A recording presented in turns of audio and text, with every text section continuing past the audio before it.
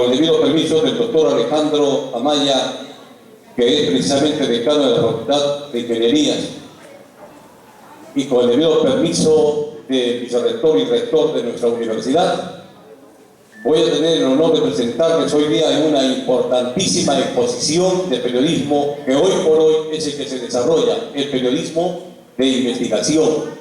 El periodismo de investigación es la pauta importante hoy por hoy en el mundo entero. Por lo tanto, yo les ruego que tomen todos los puntos que va a servir como herramienta en el futuro, porque ese es el periodismo que se usa hoy por hoy. Invito al periodista Ramón Espejo Castañeda, un voto de aplauso y vamos a recibirlo con todo respeto y cariño.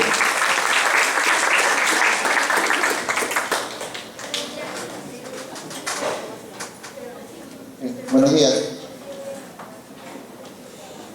Vamos a hablar un poquito de periodismo general y orientado al periodismo de investigación, pero que esto sea un poquito más dinámico. Si tienen alguna pregunta, intervención, objeción o lo que sea, sería bueno escucharlo, porque finalmente el periodismo es eso, somos comunicadores y tenemos que estar permanentemente interviniendo en todos los aspectos de nuestra vida, ¿no? El periodismo en general es, o en todo caso el periodista en general, es, lo que hace es contar historia. Básicamente esa es la chamba, ¿no? Contar historia. En los últimos tiempos, nosotros estamos viviendo la época en la cual se tiene la idea de que el periodismo de investigación es un ala separada del periodismo, no es algo así como algo diferente, como que existe un periodismo y a la vez un periodismo de investigación. En otras épocas esto podría notarse como algo redundante. En realidad, todo lo que se hace periodismo, en mayor o menor grado, tiene una dosis de investigación. Es así que en épocas anteriores a lo que es la vorágine tecnológica, el gran porcentaje de periodistas lo que hacía era netamente periodismo de investigación. Pero ¿qué ha ocurrido? Que con el tiempo, con la modernidad, con la tecnología, con las redes sociales, con la globalización, esta idea ha cambiado. Porque el periodista tiene dos características básicas. Primero es la curiosidad, o sea, el periodista tiene que ser curioso, eso lo tenemos todos. Y lo segundo es, como se dice, el chisme, ¿no? El contar, la parte comunicativa del periodismo. Entonces, tenemos dos características básicas. El periodista es curioso, quiere saber qué pasó, cómo ocurrieron las cosas. Y lo segundo es que le nace comunicar, que es lo que vamos a decirle a todo el mundo qué es lo que ha pasado.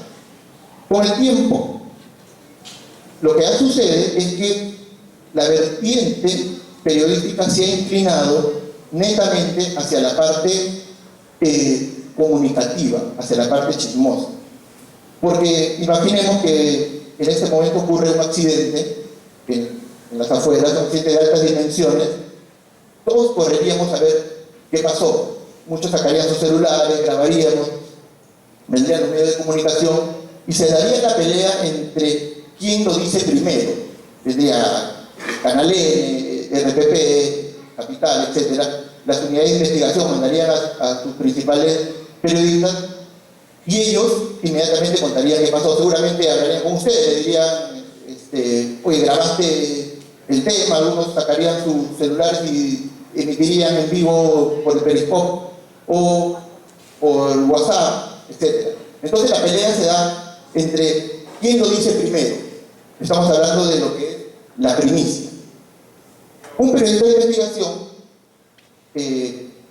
un periodista, digamos, de la unidad de investigación del comercio, se demoraría mucho más tiempo en descubrir cuáles son los orígenes de este accidente o de pronto cómo es que llegó a pasar esto, y si es que intentaría averiguar seguramente si es que hay un vínculo de repente entre los dueños de los vehículos, las personas que murieron, con algunas otras esferas de interés público. Entonces eso le tomaría mucho más tiempo. Y ojo, no tiene nada que ver con la primicia, es decir, uno investigando, por más que te tome más tiempo, siempre vas a descubrir cosas primero que otro. Eso es primicia, no tiene que ver con el tiempo, tiene que ver con la profundidad de la noticia. Pero, como quiera que ahora, repito, la modernidad nos ha traído a este tema, a esta vorágine informativa, estamos ante la separación prácticamente de los periodistas de investigación, que es un ala diferente, un concepto diferente. Entonces, algunas personas pesimistas podrían decir, bueno, eso significa que el periodismo de investigación está extinguiéndose, dado que hay herramientas que hacen que ahora las noticias periodísticas sean más inmediatas, pero eso necesariamente no va a ocurrir. El periodismo de investigación, creo yo, está tomando un nuevo rumbo y se está fortaleciendo, porque significa, en este momento clave en la historia, prácticamente un bastión que acompaña a lo que es los cambios de toda la sociedad.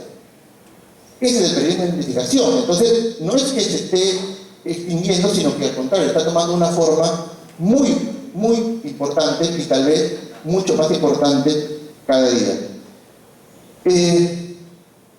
Cuando uno hace periodismo de investigación, ya entrando de lleno al tema, y en ese sentido quiero que ustedes entiendan que la decisión que ustedes han tomado de estudiar periodismo es una decisión muy, muy valiente, muy, digamos, hay que tener bastante coraje para estar en este momento estudiando periodismo, y sobre todo es porque ustedes han escuchado una voz interior que le dicen, bueno, yo quiero estudiar periodismo, quiero hacerlo y quiero ser parte de la noticia.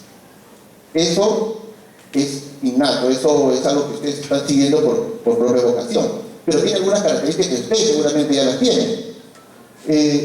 Cuando un investigador, cuando un periodista de investigación asume el reto, es como que ya no hay marcha atrás. Uno nunca deja de ser investigador. En alguna oportunidad, y siguiendo el ejemplo que les dije hace un momento, el caso ocurrió un accidente acá, recuerdo que estábamos en la unidad de investigación de la revista Vela Verde, la directora era Mariela Patriu, el editor era Eduardo Abusada. Nos convocaron para, bueno, Mariela me llamó porque había una invitación un poco extraña. Ustedes deben saber que ahora candidato, ex ministro del Interior, Daniel Urresti, antes de ser ministro del Interior, era alto comisionado de la lucha contra la minería ilegal. Ese era su cargo. Y él ya daba muestra de ser una persona bastante cercana a la prensa, por decirlo de alguna manera, y había programado una interdicción en Madre de Dios. Para los que no estaban enterados, una interdicción significa que es una intervención policial donde van y van a destruir las máquinas que producen, o en este caso la minería ilegal o el narcotráfico, etc. Es una destrucción de maquinaria in situ. El tema era en una zona que ellos denominaban Omega 3. ¿Cuál era el peligro? Que justamente habían formado un campamento de minería ilegal a 1,5 kilómetros de lo que es Tambopata, o la reserva del Mano, que todos creo que conocemos. La devastación ambiental era inmensa. Y Urresti había programado una interdicción en esa zona, precisamente porque ya estaban cerca a Tambopata. Invitó a toda la prensa, Reuters, bueno, las unidades del comercio, República, RPP, cadenas internacionales, etc. Nos llegó la invitación a Vela Verde, bueno, algo extraño, porque Vela Verde en este momento y aún ahora es una revista orientada netamente a lo que es investigación. Y lo que se iba a hacer en Madre de Dios no era necesariamente nada que se debe investigar, era simplemente un hecho de ir y hacer explotar las máquinas. Cuando fuimos, Mariela me encargó, y nunca supe por qué, a mí y con un fotógrafo que había venido recién de España, Maca Mikkelsen, estuvimos, llegamos, y toda la comitiva de todas las agencias que les menciono iban detrás de Urresti. Las declaraciones, las bombas, todo estaba perfectamente organizado. Bueno, en ese momento nosotros pensamos, ¿qué hacemos aquí? Y como quiera que iban las cosas, en poco tiempo esa información iba a llegar inmediatamente a los canales de televisión, vía satelital, vía todas las máquinas que ellos poseen, y nosotros todavía salíamos el día lunes. íbamos a llegar completamente tarde a la información, no teníamos por qué. Además, nosotros, o en lo personal, somos parte de un equipo de investigación. ¿Qué pasó? Que comenzamos a ver qué se podía hacer en la zona y nos alejamos de la comitiva y vemos que el campamento de minería que habían formado los mineros ilegales, que lo estamos viendo, era inmenso, cerca de 3.000 personas.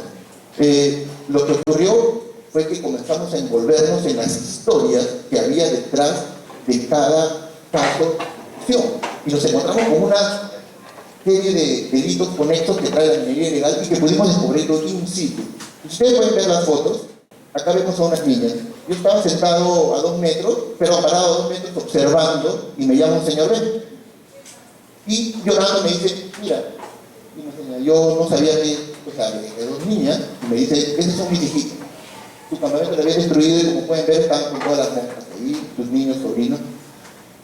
Esos niños, algunos de ellos habían sido, sobre todo los más grandecitos, habían sido robados de las ciudades en lo que se llama trata de personas y habían sido llevados allá. ¿Por qué? Porque los campamentos de minería ilegal, así como están alejados porque nosotros llegamos en helicóptero, los mineros ilegales no les conviene o no les interesa que nadie salga del campamento. Entonces ahí mismo instalan toda una maquinaria para que nadie salga. Entonces prostitución, trata de personas, alcoholismo, drogadicción, etc. Por otro lado, quienes van a trabajar en las minas ilegales tan alejadas del mundo son aquellos que, bueno, obviamente tienen antecedentes, que no tienen documentos, y etc. En esas zonas no hay leyes, las leyes las da el hombre. Todos andan con machetes en mano y no quería imaginarme qué pasaba en las noches, pero lo que nos contaban era casos verdaderamente desgarradores. Entonces en esto nosotros comenzamos a envolvernos en cada caso de lo que significaba realmente la minería ilegal, mientras que las explosiones continuaban en las maquinarias, que son unas máquinas inmensas y que devastan el medio ambiente. Cuando nosotros decimos devastan el medio ambiente, pensamos que es algo muy malo, ¿no? Es algo dañino para la humanidad, pero realmente, y seamos sinceros, no lo sentimos como algo propio. Eso no nos interesa mucho porque nosotros mismos devastamos el ambiente, tiramos las cáscaras en la calle, etc. De alguna u otra manera lo hacemos. Pero cuando vemos casos así, sí nos damos cuenta que verdaderamente produce las mafias, como en este caso la minería ilegal, la degradación humana, el hombre contra el hombre y el abuso o el predominio de la ley del más fuerte. Ese era el caso. En esto nos distrajimos, el fotógrafo tomó unas extraordinarias fotos, como podrán ustedes ver, y esta es muy graciosa porque esto fue cuando el helicóptero nos dejó. Envueltos en toda la vorágine de lo que ocurría, nos dejó el helicóptero, se fue, el que nos había llevado ahí, nos quedamos perdidos en la selva. 4 horas caminamos hasta la interoceánica y luego nos llevaron un carro a la fiscalía, más o menos 3 horas hasta Puerto Maldonado. Llegamos en la noche. Por suerte, la comisión transmitiva no había salido todavía por mal tiempo, pero pudimos agarrar imágenes como esta y me quedó una sensación positiva en cuanto a que justamente lo que le comentaba, uno nunca deja de ser investigador, tanto como el fotógrafo nunca deja de ser fotógrafo, porque estas imágenes las captó incluso cuando ya estábamos regresando y ya no podíamos más con el cansancio. Uno nunca deja de ser periodista cuando ya lo es, y uno nunca deja de ser investigador.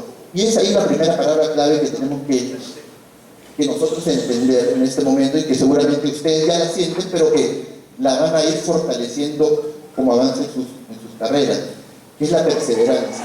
Un periodista de investigación siempre debe perseverar, nunca debe cerrarse a decir yo vengo por esto y solamente esto es lo que puedo conseguir. No debe insistir, porque en realidad la carrera misma siempre te va a poner a prueba en cada momento esa vocación.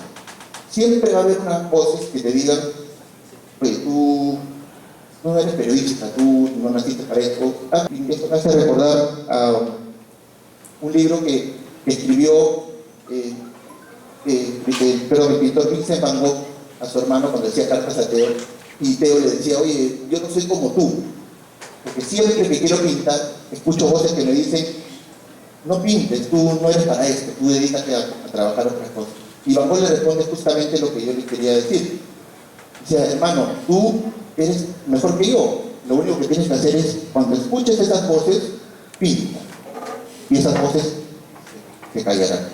Y eso es lo que pasa con el periodismo, siempre va a haber voces que digan, no eres periodista, no sirves para esto, porque las cosas no siempre van a salir bien. Cuando le hablaba de conceptos periodísticos, de cómo era antes y cómo es ahora, y me refería a que antes, efectivamente, la idea de periodista era que era sinónimo de investigación y ahora es sinónimo de rapidez, me refería justamente a que en la actualidad nosotros, los periodistas de investigación, es algo paradójico, somos los que estamos marcando la diferencia, cuando antes era la pauta normal. Entonces, una buena investigación marca la diferencia, pero marca también la agenda. Nosotros somos finalmente los que vamos a contar la historia, como todos los periodistas, pero el periodista de investigación es el que la va a contar mejor. La va a contar mejor porque va a tener más elementos, porque obviamente va a tener más tiempo para trabajarlo, y con la perspicacia que ustedes van a tener, van a poder encontrar mejor el hilo de la sensibilidad. Pero yo siempre quiero recordar las palabras de un compañero mío de estudio, que ahora está en televisión, un programa del Sexto Día, y él decía, el periodista es como un pescador, que todas las noches o todas las madrugadas tiene que salir a pescar, pero que por más que tenga experiencia, intuición, y sepa más o menos por dónde ir para conseguir los mejores peces, nunca nadie le va a garantizar que eso va a ocurrir, por este motivo. Pero todas las madrugadas tienen que salir a pescar. Y eso es lo que pasa con el periodismo.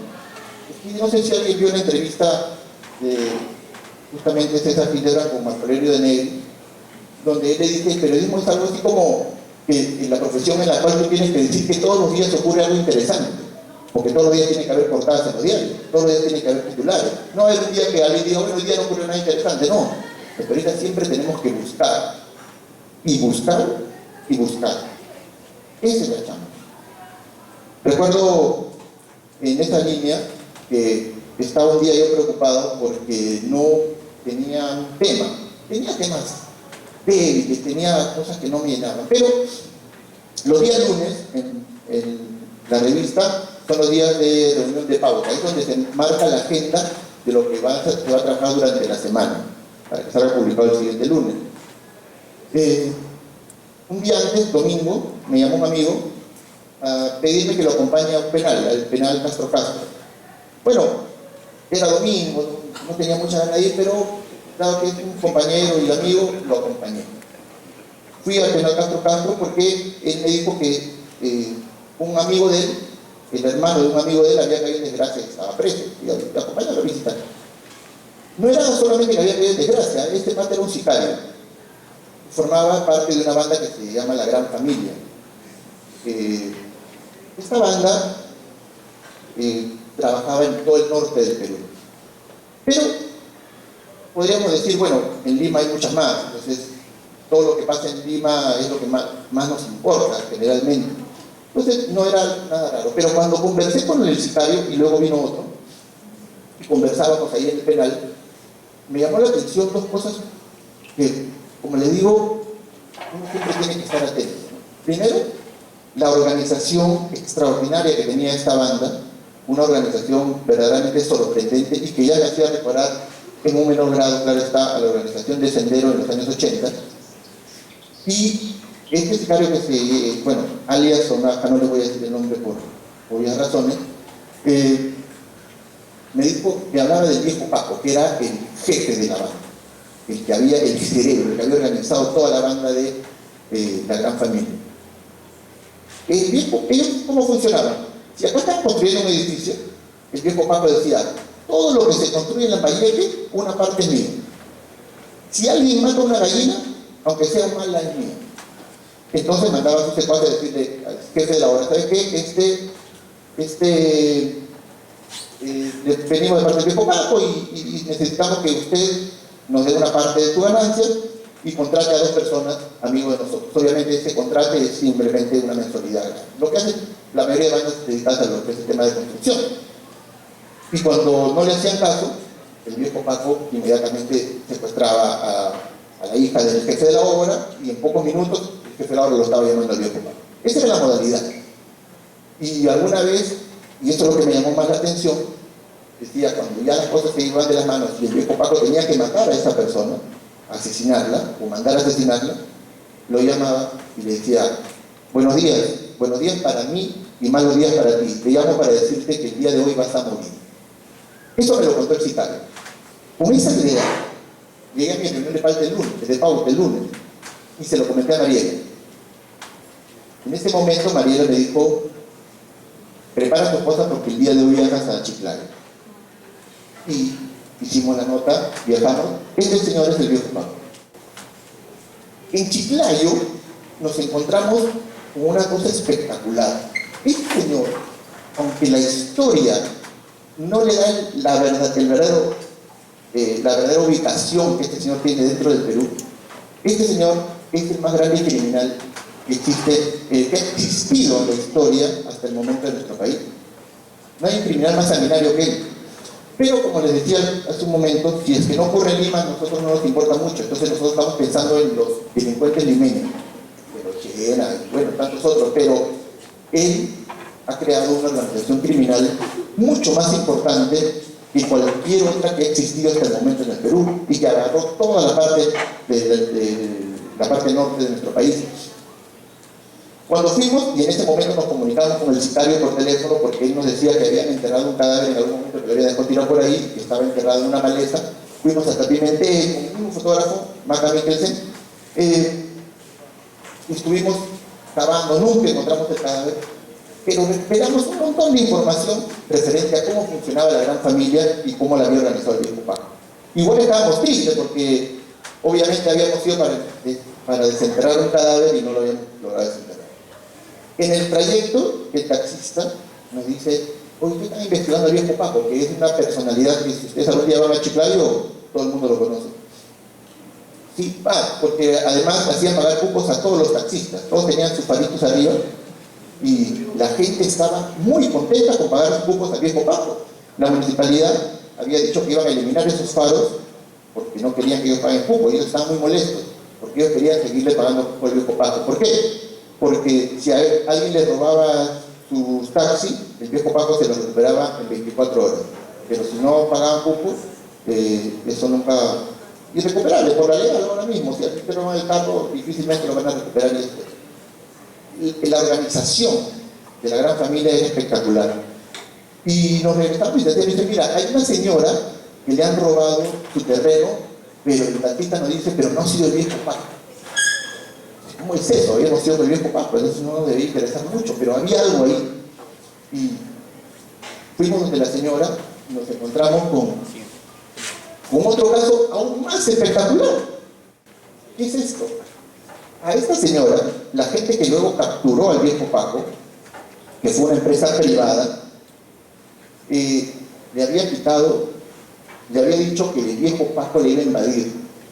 Y la señora no quería vender su terreno, pero tienen que venderlo porque el viejo Paco va a invadir. Y la señora se negaba y un día amaneció y su terreno estaba invadido.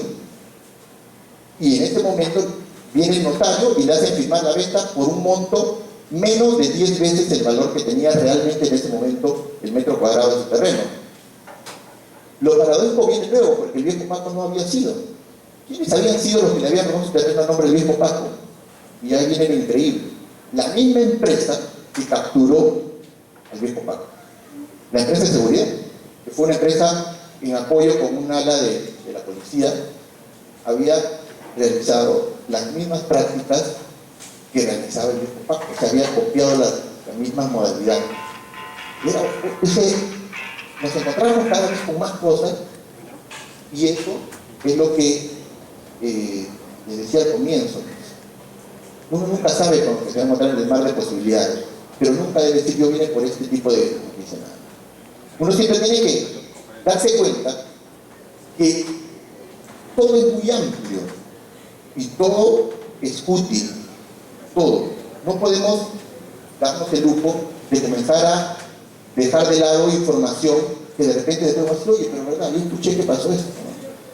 No es así. Por eso que le decía la importancia que tiene ser perspicaz y la perseverancia.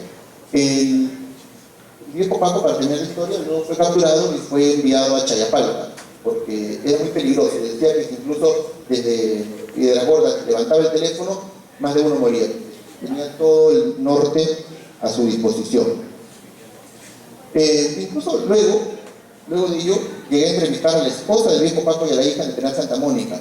Pero las cosas ya no se dieron porque ellas querían que, digamos, que de cierto modo les favorezca. Y ahí es donde viene la tercera, tal vez, frase que nosotros tenemos que memorizarnos. Hay líneas que el periodista realmente no debe cruzar. No es que nosotros podamos cruzarlas todas. Hay momentos en los cuales uno tiene que parar la mano. Tiene que decir, bueno, hasta acá nomás. Me pasó eso cuando en alguna oportunidad se contactaron anónimamente conmigo a través de una periodista ayacuchana, Rosario Romaní, para ir al BRAE, porque los hermanos Pipe Palomino querían dar un mensaje al pueblo. Ellos siempre están muy interesados en decir que ellos son narcotraficantes, perdón, son terroristas y no son narcotraficantes como realmente son. Entonces, para alimentar eso, siempre están convocando a la prensa y ustedes deben haber visto las imágenes de niños con armas y organizados y eso, porque quieren que siga proyectándose la imagen de ellos como terroristas, como gente que maneja una ideología que realmente no la tiene. Yo estaba en el BRAE en varias oportunidades y puedo dar fe in situ que realmente los hermanos Pipe Palomino, como todas las bandas que operan en el BRAE, están dedicadas exclusivamente al narcotráfico. Con la diferencia que los hermanos Pipe Palomino dan seguridad, además de sus actividades de narcotráfico. O sea, dan seguridad a las bandas y a las personas que quieren traficar. Para ello cobran cupo, que es un adicional que ellos hacen justamente para mantener la idea de que siguen siendo terroristas, que ya no lo son. En este momento fuimos a Pichari, fuimos a tratar de comunicarnos con ellos porque nos habían llamado y nos dieron toda la seguridad, enviaron un emisario que nos llevó para ir al N, pero ocurrió un hecho que la verdad ya no pudimos controlar. En el BRAE, antes, era muy fácil detectar aeropuertos clandestinos, porque los aviones eran muy grandes, entonces aterrizaban y esas pistas eran muy largas, y desde arriba se podían visualizar y la policía las destruía. Ahora ya no, ahora utilizan unas avionetas que son más pequeñas y que solamente pueden cargar hasta 300 kilos de droga. Estas avionetas se llaman Mosquito, y para ello utilizan hay pilotos que son bolivianos en su mayoría y que quieren sumar kilómetros de vuelo. Entonces, la peculiaridad de estos mosquitos es que pueden despegar y aterrizar en tramos muy cortos, 300 metros más o menos. Entonces, ellos despegan y los polarres inmediatamente tapan la pista. Y cuando aterrizan, la despejan y viene el mosquito, descargan, vuelven a salir y vuelven a tapar. Entonces ya no se puede detectar, por eso que ustedes ahora ya no ven que haya destrucción de grandes aeropuertos en el RAE. Eso es lo que está ocurriendo. Y justo cuando yo llego esa vez a Pichari, pasa que la policía habían disparado en contra de un mosquito y habían matado a un piloto. Entonces vino la Comisión de Derechos Humanos y todo el pueblo se llenó de policías y mucho movimiento. A pesar de ello, los hermanos Pipe Palomino nos mandaron un emisario a decir que la entrevista iba. Entonces nosotros fuimos, evitando todos los controles que había policiales en ese momento. Parece mentira, más teníamos a la policía que a los terroristas, que eran los que en ese momento nos iban a llevar donde estaba José Pipe Palomino.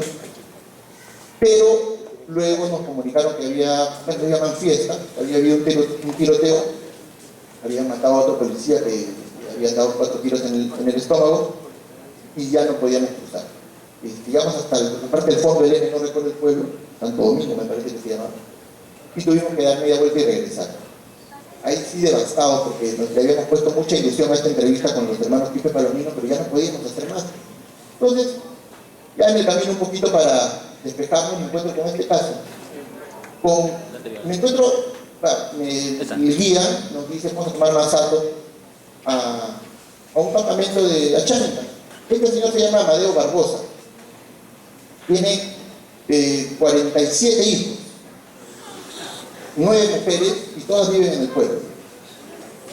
Es una persona, ahí como lo ven, realmente feliz. Obviamente acá tenemos otra cultura donde podríamos decir que este señor es un desgraciado, pero en realidad, como les digo, quitando los prejuicios aparte, podemos darnos cuenta que este señor maneja un estilo de vida donde lo primordial en él es la felicidad. Tiene cerca de 100 años y todo el pueblo, bueno, en este caso el campamento Chánica, él fue el que lo creó. Y en su momento regalaba tierra. Cuando yo le pregunté, Amadeo, ¿cuál es el secreto de tu felicidad? No me lo quise decir desde un comienzo, porque me decía que tome cerveza y así. Luego cuando nos despedimos, sí me llamó y me dijo, el secreto de la felicidad, sobrino, es que me enseñó una botellita que le llama para, el secreto de la felicidad, para él. En ese momento nosotros dijimos, bueno, vaya, esto es lo que le llamamos, lo que nosotros podríamos decir es un concepto diferente al de felicidad. Nos vinimos con esa nota, fuimos por los hermanos Pipe Palomino y nos vinimos con el para del señor Amadeo Barbosa. Porque como les decía, no siempre la pesca es buena, pero la perseverancia es algo que nunca debemos dejarla de lado. Cuando les hablaba también de líneas que no se deben cruzar, y eso sí, yo creo que ya se lo dejo de tarea a ustedes para que lo vayan investigando, porque seguramente ya muchos deben haber leído el libro de Ricardo Uceda, uno de los referentes en el periodismo de investigación en la actualidad, que escribió un libro que se llama Muerte en el Pentagonito. Es un libro extraordinario donde cuenta la historia de Querosenia, que también tuve la suerte de entrevistar en algún momento en el penal. Y Querosenia era un sanguinario. Luego me envió un libro que él había escrito donde él decía que no era un sanguinario, era simplemente un héroe, porque él se siente héroe del Perú. Ricardo Uceda convivió con Querosenia en su casa durante 6 meses para hacer ese libro. 6 meses lo tuvo en su casa. Y Querosenia a mí me contó, me dijo, que te diga Ricardo Uceda si es que, así como ahora habla de mí, no tenía miedo cuando yo llevaba a su hija al colegio. Esas son las líneas, las delgadas líneas, que en tu momento uno tiene que decidir si cruzar o no. Porque yo no creo que sería capaz de albergar en mi casa 6 meses a un sanguinario teniendo hijos. Pero Ricardo Uceda lo hizo. Y este libro te lo recomiendo mucho porque es un referente del periodismo de investigación. Y bueno, ya yendo un poquito a los casos más sonados, este es parte del libro de Ricardo Uceda, Muerte del Pentagonito. Bueno, ya ustedes lo van a leer, me imagino. Creo que incluso ahorita solo se consigue en pirata porque en la última feria de libros estaba agotado y yo he ido hace poco a tratar de conseguir una copia en original y no se pudo. Tenemos ya en el transcurso de nuestras investigaciones, de nuestra trayectoria periodística, hemos tenido también mucha suerte. En algún momento de nuestra vida nos han ayudado algunas cosas que no pensábamos que nos iban a ayudar.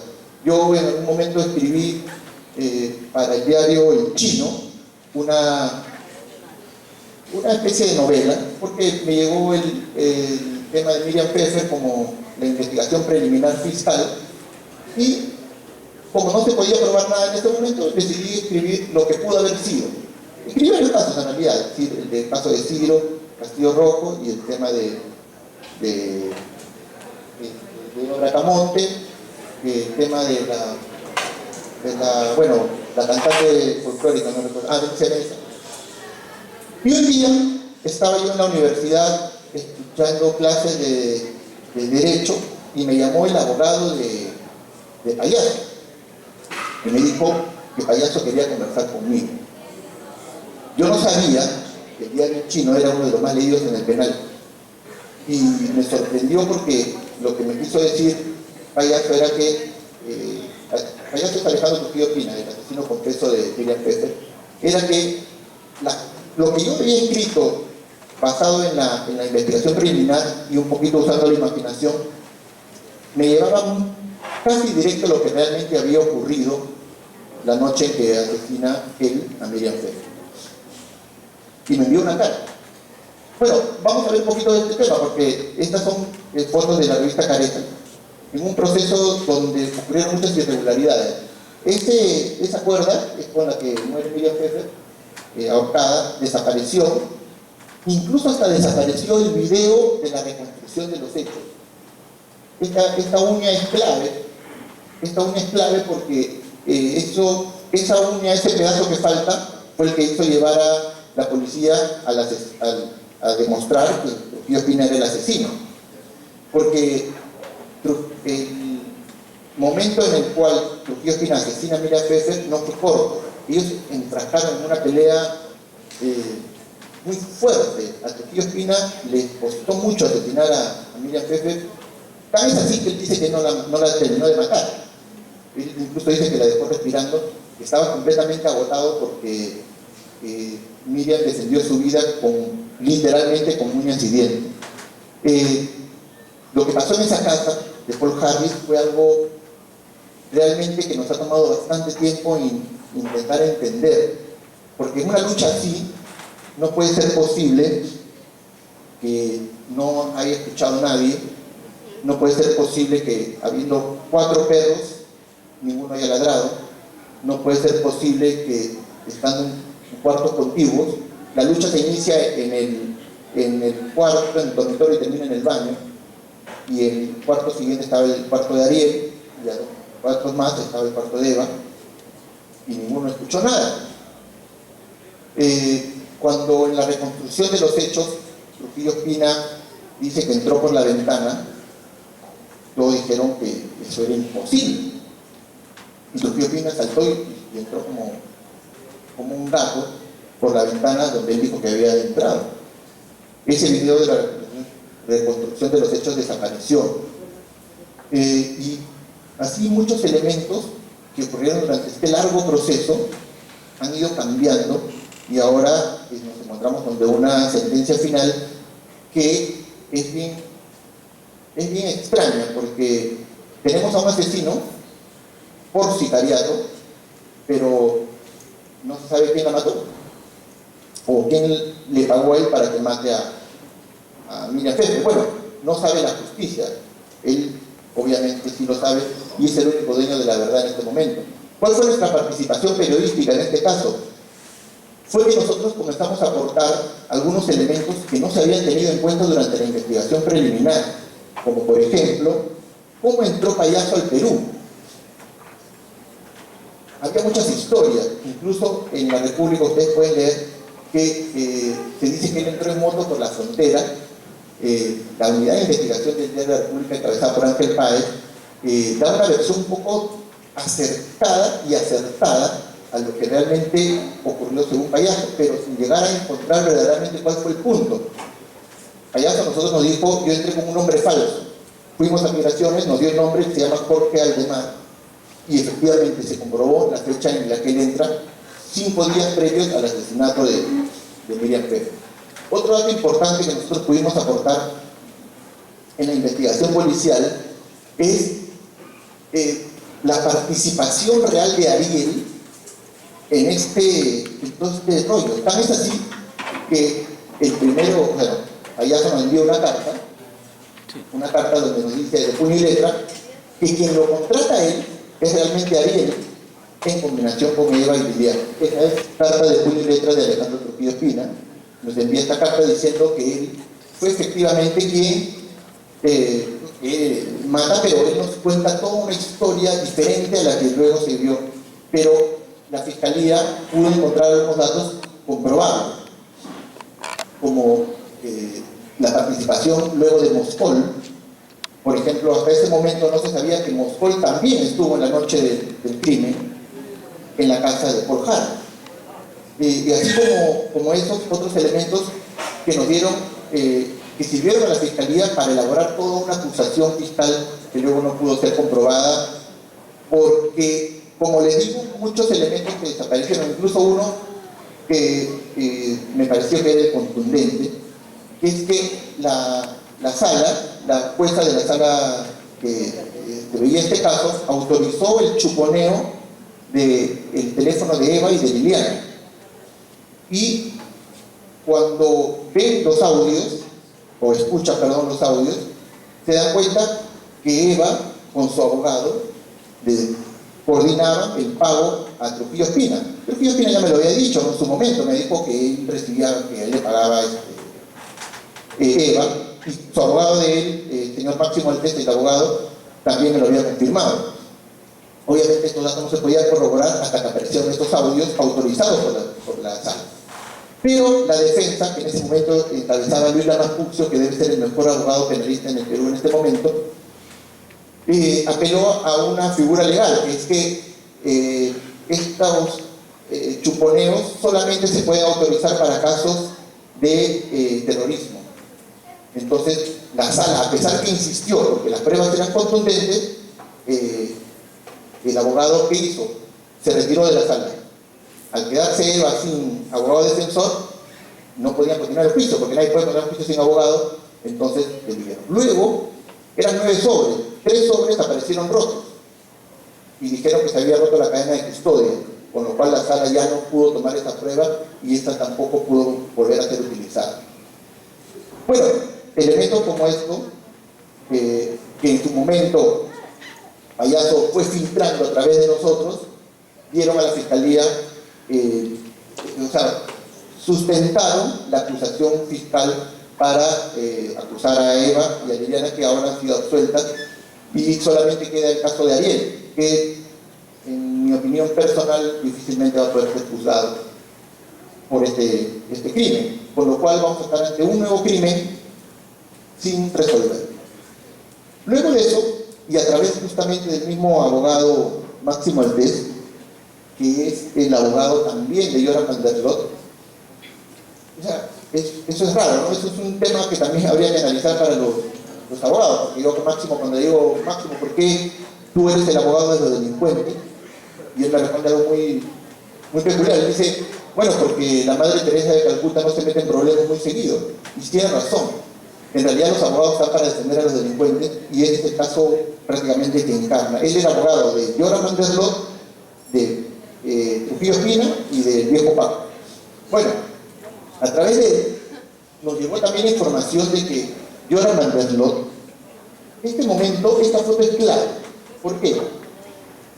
En este momento preciso, Yoram está siendo expulsado de Chile. ¿Ya? Esa imagen dio la vuelta al mundo. Y ustedes deben de saber que Yoram van der Sloot es la persona más mediática en cuanto a los delincuentes, o una de las más mediáticas del mundo. Hicieron una encuesta en Estados Unidos en donde en su momento detectaron que los personajes más odiados para los americanos era primero Osama Bin Laden y segundo Yoram van der Sloot. Él venía de haber cometido un crimen que también sin resolver en Aruba, en Estados Unidos. Entonces, estaba acá y acababa de matar a Stephanie Flores, y se había ido para Chile. Cuando lo chacan la justicia americana, esto dio la imagen, pues, la vuelta al mundo. ¿Dónde vino nuestra participación? Que en este momento descubrimos, o bueno, luego descubrimos que en este momento una mujer llamada Mary Hammer había estado viendo la transmisión, y no sé qué pasó en su cabeza, que dice ella que al ver la imagen de Yoram van der Sloot esposado y rodeado de carabineros, sintió la necesidad de convertirse en ese momento en su ángel guardián, de darle una mano, de ser su benefactora. Cambió su vida esa imagen, y ella desde ese momento se convirtió en la benefactora de Yoram van der Sloot.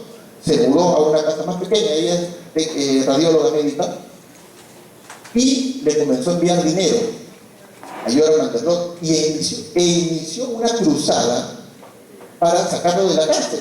Yoram, en la anterior, Yoram le escribió algunas cartas de puño y letra, que también me las hizo llegar, en donde le pedía más dinero, le pedía celular, le pedía todo, y ella, sin conocerlo personalmente, ojo, le enviaba. ¿Qué pasa con Van der Loot? Van der Loot, para muchos, es el hijo del demonio. No es retórico lo que digo, es real. O sea, muchas personas en el mundo creen que Yoram Van der Loot es el hijo del diablo. Las pruebas son que Yoram Van der Loot es una persona que todo lo que él hace, de cierto modo le sale bien. Es una máquina de hacer dinero, por ejemplo, gana mucho más dinero que todos nosotros en el penal. No solamente haciendo apuestas, muchos jóvenes, así como ustedes, envían cartas con sus propinas desde Holanda a Yoram Van der Loot. $5, $10. Bueno, se le queda a su abogado, que es mi amigo, Máximo Maltés, y él se las lleva a Yoram Van der Loot. En una oportunidad, vinieron 2 jóvenes holandesas para coordinar con su abogado para que Yoram Van der Loot pueda embarazarlas, porque él es considerado como una raza pura para los holandeses, Caucasian Pur, que se llama en la traducción, viene a ser como una persona de raza pura. Y querían, esas 2 chicas pagaron $10.000 para que Yoram las pueda embarazar.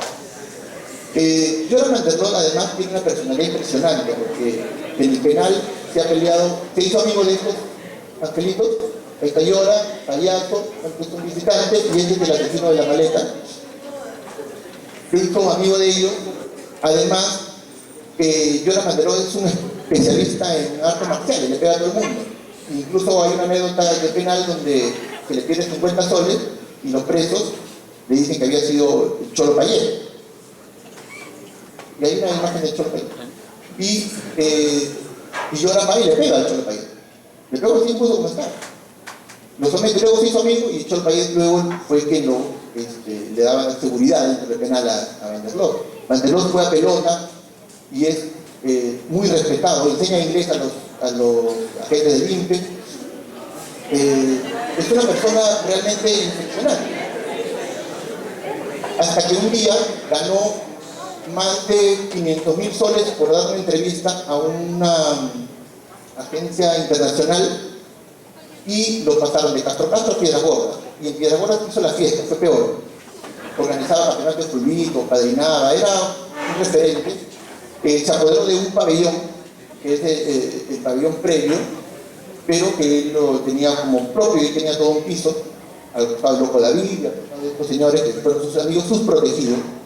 Hasta que un día, como el Mundial de Fútbol, en vista que Holanda iba avanzando, él ganó mucho dinero apostando, porque él es un maniático de las apuestas. Y ganó mucho dinero y lo mandaron ahora aquí a Chayapalca, pero antes se casó en Piedras Gordas y tiene una hija con su esposa. Incluso hace poco se comunicó conmigo porque quería que la apoye en un evento benéfico de Navidad.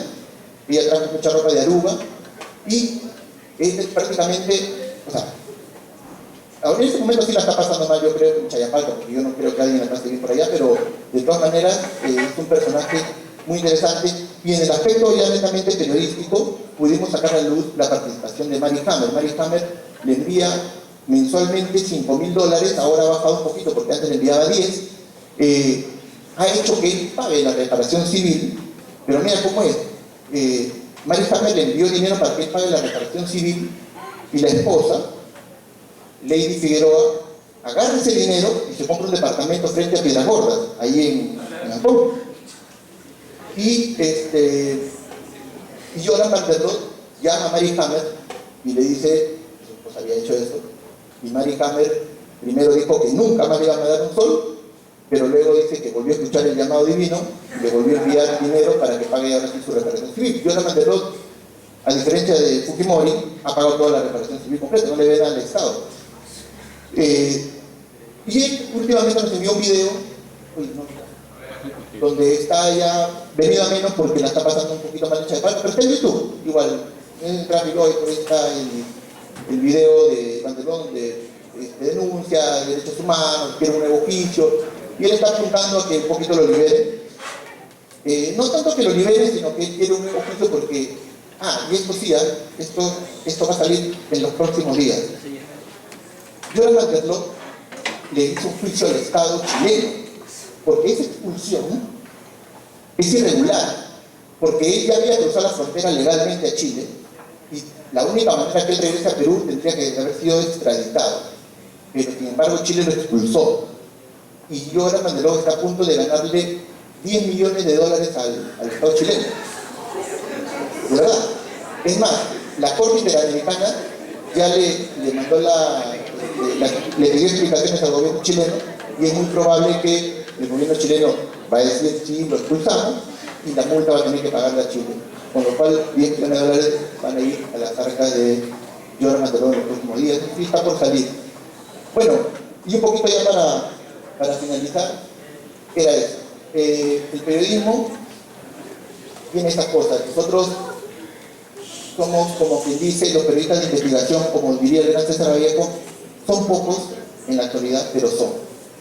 Y son las personas que marcan la agenda, que marcan la pauta, que marcan la diferencia, son las personas de las cuales transmiten las verdaderas, las mejores historias, por decirlo de algún modo.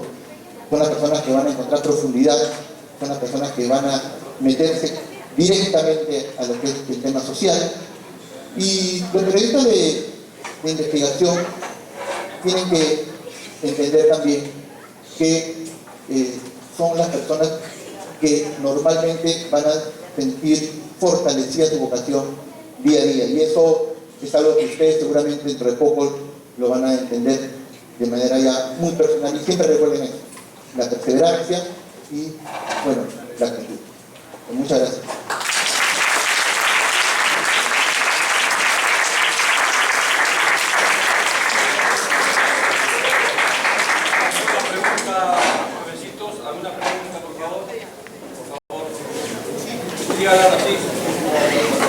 Yo escuchaba atentamente tu exposición y me parece que hay temas puntuales que tal vez tú como periodista puedas aclarar.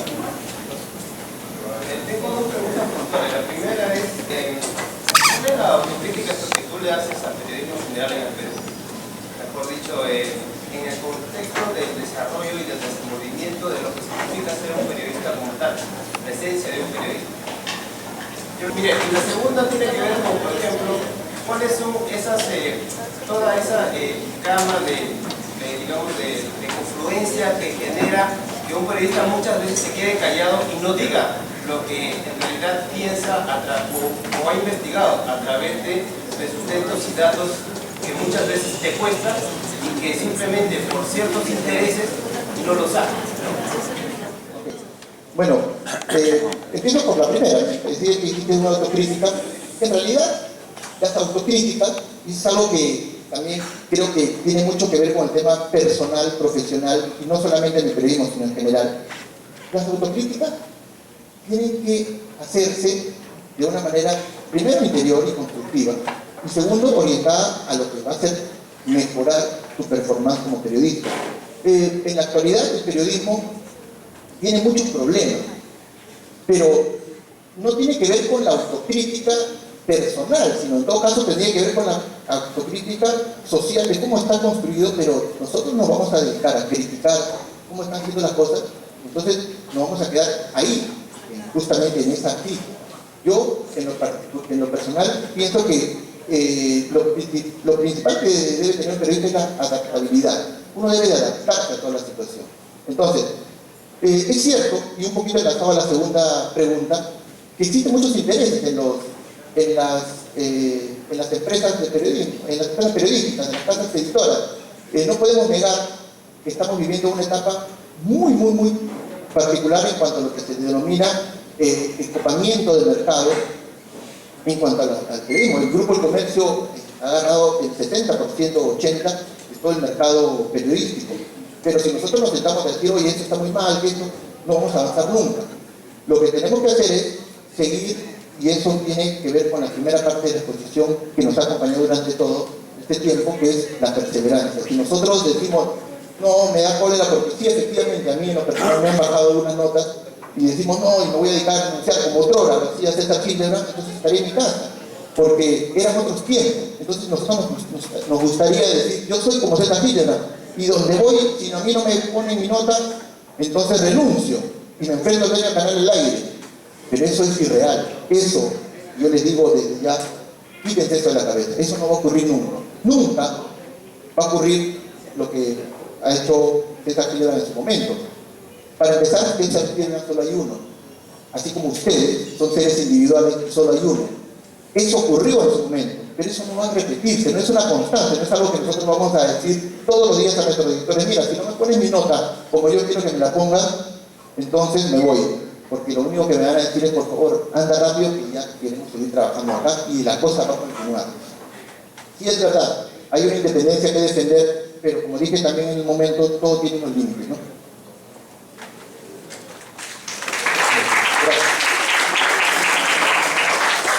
Señores alumnos, muchísimas gracias. A dar a nombre de la facultad, que tenga la amabilidad de nuestro invitado por el fondo navideño, voy a entregarle un diploma a nombre de la facultad. ¿Está bien correcto? Ven por acá.